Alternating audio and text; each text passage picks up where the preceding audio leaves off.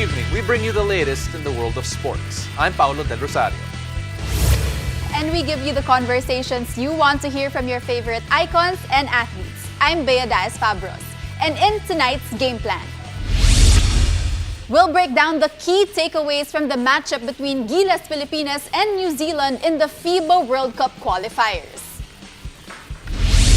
Then we'll discuss James Harden opting out of his Sixers contract and Dejounte Murray joining Trae and the Hawks. And we'll go behind the scenes with the Chery Tiggo crossovers as they look ahead to the upcoming PVL Invitational Conference. Buckle up, sports fans. Let's get in the game.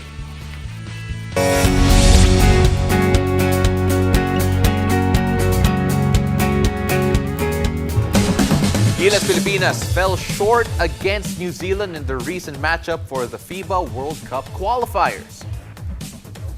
Gilas falls to New Zealand 106-60 in a one-sided affair. New Zealand led from wire to wire, and Gilas Pilipinas will come back to the Philippines to try and end their qualifying round on a winning note. Joining us to discuss the key takeaways from the matchup is basketball analyst Diego Dario, who had the pleasure of calling that game over the Smart Giga Play app. Diego, nice to see you again. Hi, Nice to see you, Pao. Grabe, from host one day to analyst next Yeah. day. Hi, You like my shirt? It's matching with the. It's matching with the chair. I always thought you blended in. Okay, a lot to talk about here, especially with Gilas Pilipinas.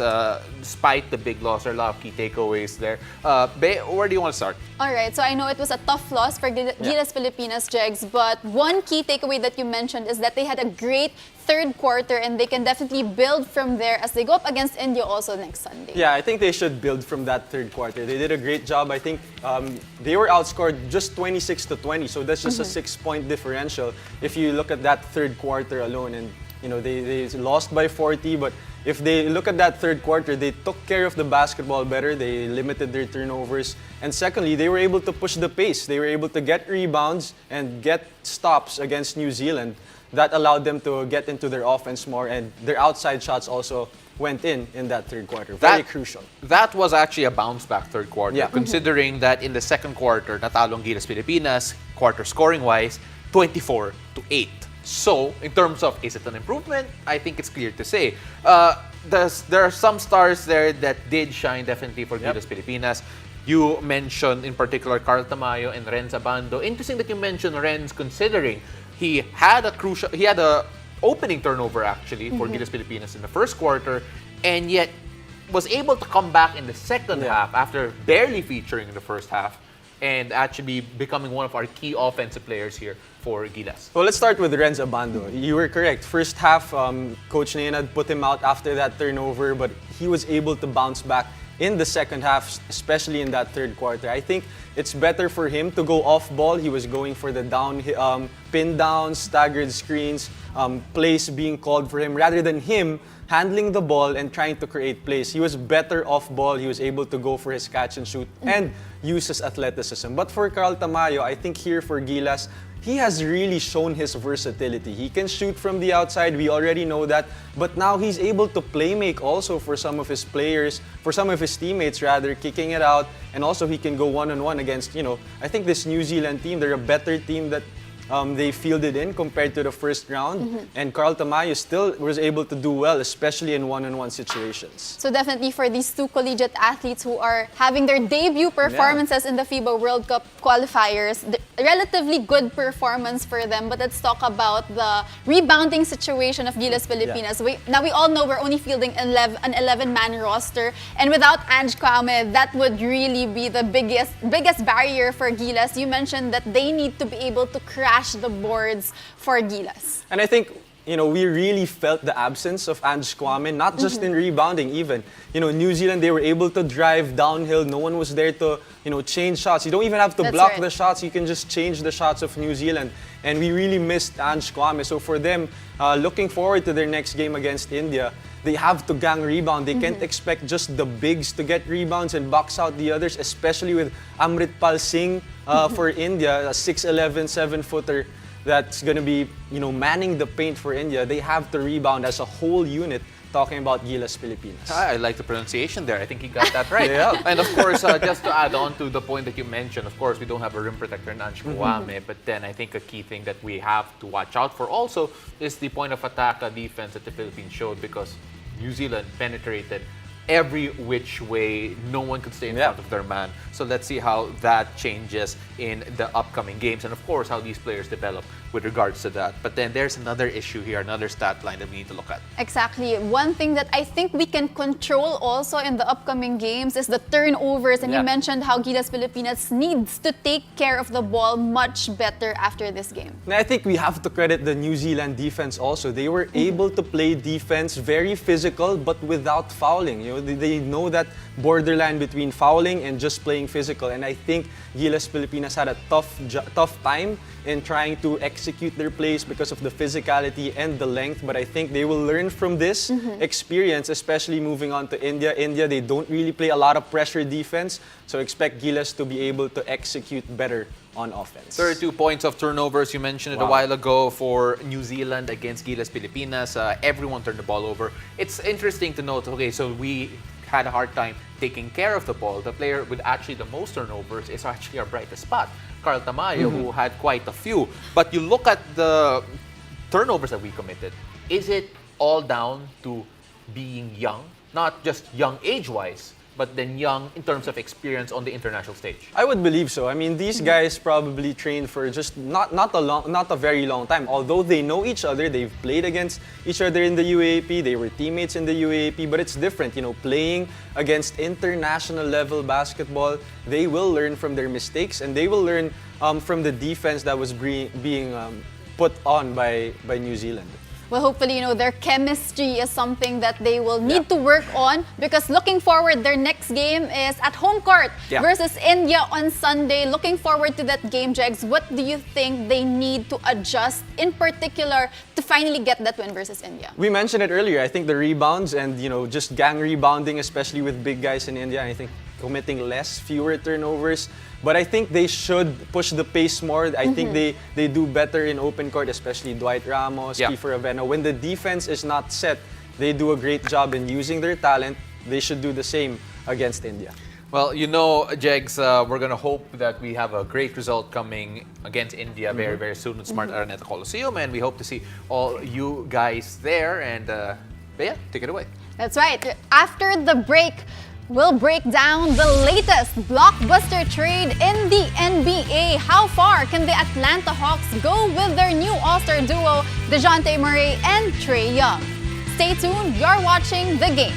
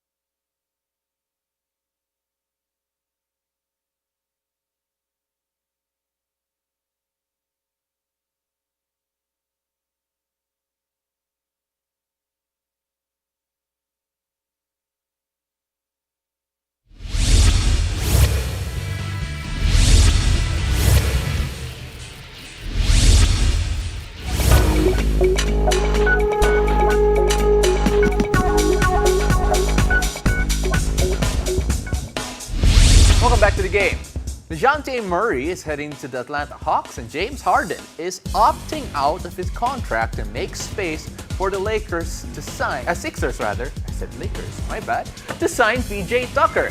In line with these developments, it's time for another NBA discussion with Mr. Thesis Defense, Diego Dario, and the basketball mom, Bea Daes Fabros. Now, I like that nickname. yeah, the basketball mom? Basketball mom and the thesis defense. Mr. Thesis defense. You guys are full of yourselves. Okay, so let's move on and talk about. I'm sorry I mentioned the Lakers. We were talking about them okay not lang yan. getting a certain Kyrie Irving. But let's talk about a team that did get a new star. Dejounte Murray now joining the Hawks. I'm going to ask the both of you here that how far can this Hawks team go with a Dejounte Murray and a Trae Young being their backcourt of the present and the future? I think it's very interesting how Dejounte Murray really affects this Hawks team. I think he affects the Hawks team in two ways. First, offensively, I think this will make Trae Young play more off ball because Dejounte Murray is he's an assist guy. He can make on his own, break down defenders. But also defensively, he's a great defender.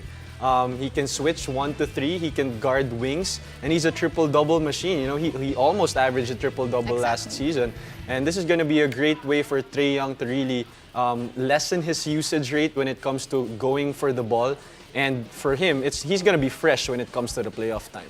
Do you think, Bea, that the transition will be relatively smooth, especially considering the fact that both of them are relatively ball dominant, one more than the other for sure, but Dejounte Murray, 9.2 assists. Trae Young, 9.7 assists. And I think it's safe to say, you don't add those two together and that's what you're going to get.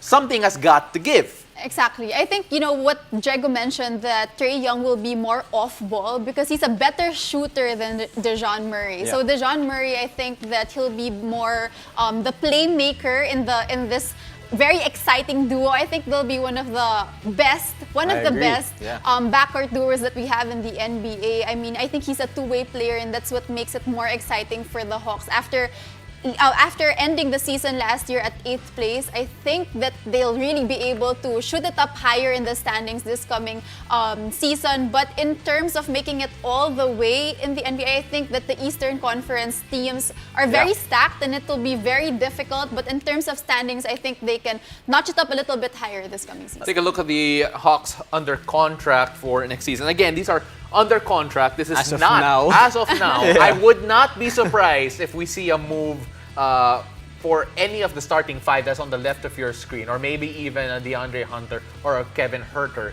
So let's see how that develops. But then, Jegs, we were talking how far can this Hawks teams go in the playoffs? Let's assume they make it. Let's say I think they will. With this duo. I think they will make it to the playoffs, but probably semifinals of the Eastern Conference might be a reach, but if they play defense, I mean, they have surprised us before. With being a lower seeded team, they beat the Knicks, right? And they beat the other teams. So let's see if they can play defense in the playoffs, they can win. Let's move on to James Harden opting out of his contract for the Sixers to sign a certain PJ Tucker. Now, obviously, this is a move for James Harden to hey, get more pieces around me, or get more pieces around us to make sure that we have what it takes to go on a deeper run. Obviously, the key pieces, James Harden, Joel Embiid. What do they need? Is PJ Tucker the answer for you, Bea? Well, I think PJ Tucker will add a little more hustle, a little bit more defense to the Sixers team, which I think that they do need. So I believe that this is one of the good choices here for the Sixers. In terms of age, in terms of maybe shooting, that's not something that they would get out of Tucker, but I think that they do have those pieces already with their team. So if they're able to land this for the Sixers, I think they will have a relatively better chance in this coming season. Is PJ Tucker the guy to move the needle for you, or do they need someone else? Because again, that Sixers team is more stacked than more people remember. I think the only reason why they want PJ Tucker with the Sixers is the management is trying to recreate James Harden in Houston. As you can see, all the players here under the contract. I think the only thing that the Sixers need is not a player, not even a coach, but for James Harden to play defense. I mean, we got to give it to the Sixers also. I mean, they played with James Harden not even half of the season last year. So expect them to gel more, have that chemistry more, and maybe try to win more games here with that duo of James Harden and Joel Embiid. I am looking forward to see the defensive lineups involving a Joel Embiid, PJ Tucker, and a Matisse Thybulle. Ooh, that's 'Cause tough. that's going to be really tough. But Bea, when you look at this team, I think it's safe to say nag-underachieve sila in the past season.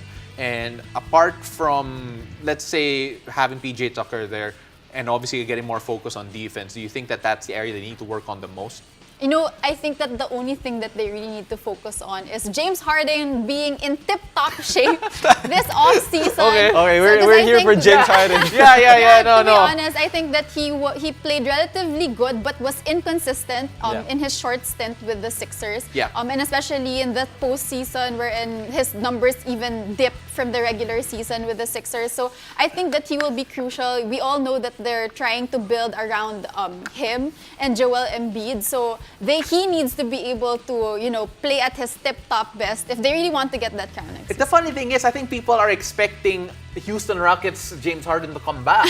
I don't think that's gonna I don't happen. think He's it's already in realistic, his is it? 30s. I don't think it's gonna happen because, first of all, Bea mentioned it. He's not in great shape every time the season starts. Let's see if that's different in this season. But let's see. James Harden will always surprise us in a negative way or a positive way. I did not realize that this would be a James Harden roast session here. But then, Diego, thank you very much for joining us here Thank you, today. guys. Always a pleasure having you.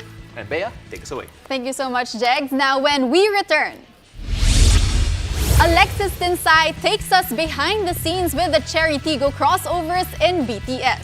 Stay tuned, you're watching The Game.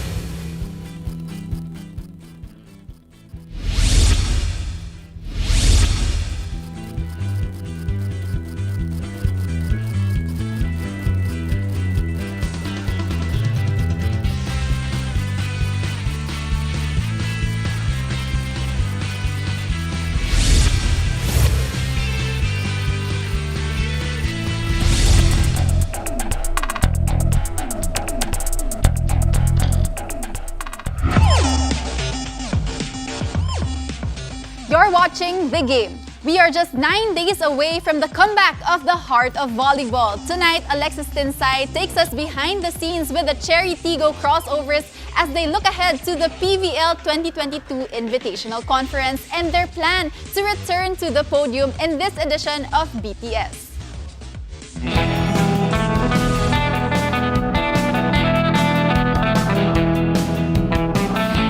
What's up, besties? I'm Alexis Tinsay and welcome to BTS, Behind the Scenes with your favorite teams. Tara na't samahan ninyo ako makikulitan sa Chery Tiggo crossover sa kanilang pre-season shoot. Ayan! Hello!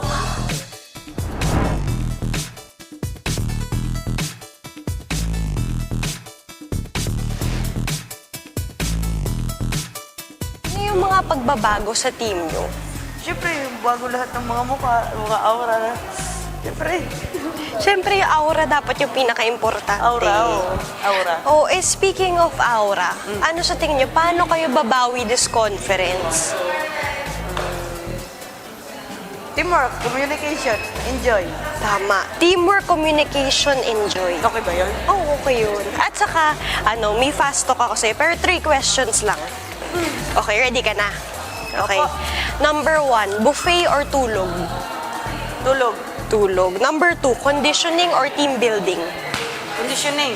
Okay, third, kung pipili ka, podium finish or PVL champions? PVL champion. Siyempre! O pangapat, TikTok o karaoke? Karaoke! Karaoke? Ayaw mo mag-sample? Hindi kaya. O favorite song na lang para malaman ng mga tao trending eh. Ano?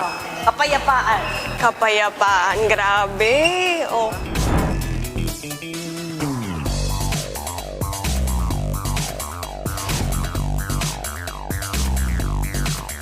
Sabi mo sa mga fans mo na excited kang mapanood sa PBL? Yun nga, syempre sobrang happy ako kasi nandyan pa rin sila kahit na wala na ako sa UP.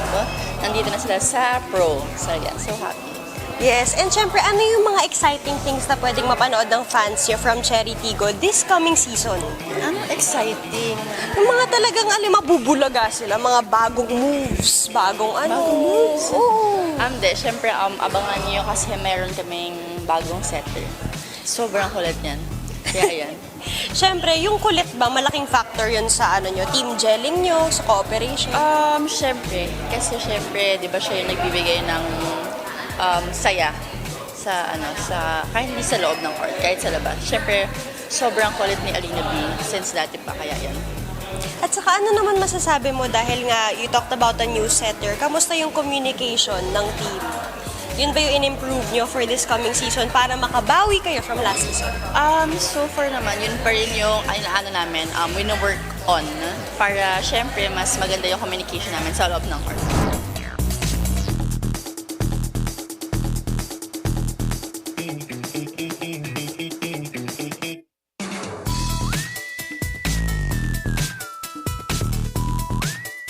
Mag-ambush tayo ng players tapos magtanong tayo sa kanilang lahat. Ayan kasi break time nila din. Pwede ako magtanong? Sino yung favorite player mo sa team? Si Ate Maika.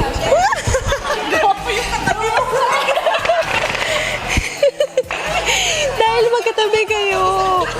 Dali, Ate Maika, sino yung favorite player mo sa team? Si Buding. Ayun. Sino favorite player mo sa team? Si Ate Maika. Pinag-usapan niyo to, no? Pinag-usapan niyo. Wala akong may bibigay sa inyo mamaya. Bahala kayo dyan. Ibig sabihin mo nun si Ate Maika yung manlilibre ng kape mamaya. Siyempre! Bahala kayo dyan. Oo. Ano favorite yung ginagawa pag break time? Tubig, inom. Chika. Pag break time daw, inom tubig. Inom, shot puno. Ayan.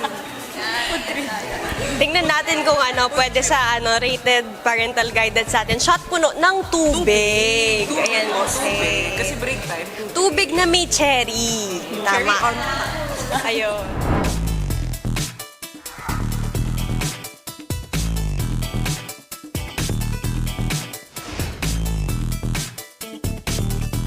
Kasama natin si Ate Din. Ate Din, ready ka na ba sa season ngayon? Ready na. Ano yung mga bago na talagang aabangan ng fans? Siguro, makita nila kung anong pinaghahandaan namin sa yung depensa, receive, maybe. Kasi yun doon kami nag-focus kasi di ba last PBL, yun naman yung weaknesses namin. So ngayon, kailangan namin siya i-improve and gusto namin makita this season na kung nag-improve talaga siya kasi mas makikita yun pag nag-on season. Yes, and ate din pinag-usapan mo, depensa and receive. Kamusta naman yung communication nyo, yung gelling nyo, lalo na may bago kayong setter? Ngayon, okay. Sa mga trainings namin, previous training namin, lahat okay naman. So, nag-i-improve. So, lahat yun makikita this season. Kung talagang meron. Alam mo talagang aabangan yan ng fans. And speaking of, may tatanungin ako sa'yo, kung makakapagpili ka, ano mas gusto mo? Podium finish o PVL champions ulit? Siyempre, PVL champion. Siyempre, lahat naman. And gusto nga namin, kung di man namin nagawa mag-back-to-back, at least makabalik ulit kami on top. Yes. Kaya nga sinasabi niyo, di ba? Cherry on top. Ayan. O yun, last but not the least, message mo sa fans mo. Sa lahat po na sumusuporta sa Chery Tiggo crossovers, maraming salamat po. And please support this season.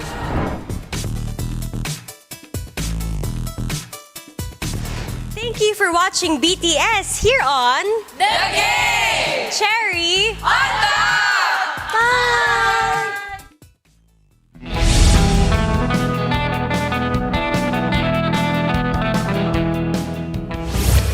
Thank you for joining us. I'm Bea Diaz-Fabros.